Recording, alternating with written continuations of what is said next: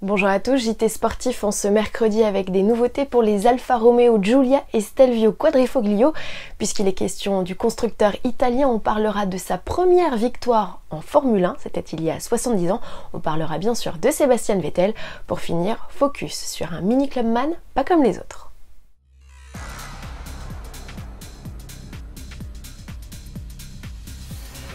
Du nouveau chez Alfa Romeo, après les classiques Giulia et Stelvio, c'est au tour des versions énervées Quadrifoglio de recevoir quelques mises à jour. Elles ont été présentées par le constructeur italien lors d'une conférence de presse 100% virtuelle. Au menu, une palette de couleurs étoffée, berline SUV survitaminé profite d'un inédit vert Montréal. Autre nouveauté, les feux à LED surteintés et les détails de finition noire au niveau de la calandre. On note aussi l'arrivée de nouvelles jantes de 21 pouces sur le SUV. Et c'est tout? Non, Alfa Romeo ajoute aussi de nouvelles aides à la conduite pour une conduite autonome de niveau 2. La nouvelle interface multimédia s'enrichit d'une fonction monitoring très utile sur circuit. Sous le capot, RAS, les deux modèles conservent leur V6 biturbo de 510 chevaux, mais Alfa Romeo leur offre une nouvelle ligne d'échappement en titane signée Akrapovic.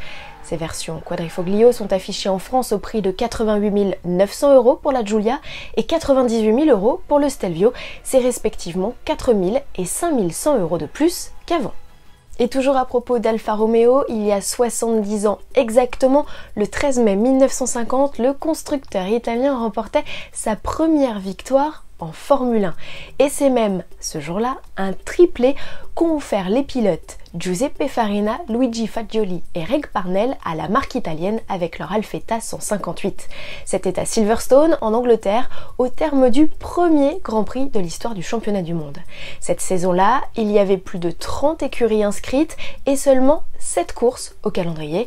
Les casques de protection n'étaient toujours pas obligatoires, il n'y avait pas de retransmission télévisée et les spectateurs assistaient aux épreuves debout le long de la piste. Les choses ont aujourd'hui bien changé. Et puisqu'on fait le parallèle avec la saison actuelle qui n'a toujours pas débuté, on le rappelle, cette petite info sur Sébastien Vettel. Le pilote allemand a annoncé son départ de la Scuderia Ferrari à la fin de la saison 2020. On dit qu'un salaire revu à la baisse et une durée de contrat écourtée seraient les causes de la rupture. Alors qui pour le remplacer aux côtés de Charles Leclerc? On parle avec insistance de Carlos Sainz Jr. pour qui le contrat arrive à terme chez McLaren. Quant à l'avenir du quadruple champion du monde de F1, il est flou. Papa de 3 enfants, il pourrait choisir de raccrocher ou bien d'échanger son baquet avec le jeune espagnol. Mais là encore, ce ne sont que pures spéculations. Vous avez dit GP ? Chez Mini, ces initiales toujours associées au nom de John Cooper Works sont synonymes de modèle ultra sportif, sauf cette fois-ci sur le Clubman GP Inspired. Comme son nom l'indique, il s'inspire de la Furious Citadine. S'inspire juste avec un kit carrosserie légèrement modifié, des stickers spécifiques et une peinture exclusive. Ici, pas d'aileron démesuré, d'arceau-cage ou d'élargisseur d'aile. Côté mécanique, en revanche, on retrouve, comme sur la Furious Citadine et le classique Clubman JCW, le 2 litres turbo essence de 306 chevaux. Il fait d'office équipe avec une transmission intégrale. L'équipement est pléthorique, signe que Mini ne voulait pas en faire un break de course.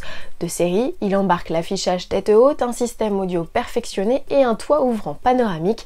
Tarif 54 900 € pour cette édition très spéciale, limitée à 99 exemplaires seulement en France. À demain.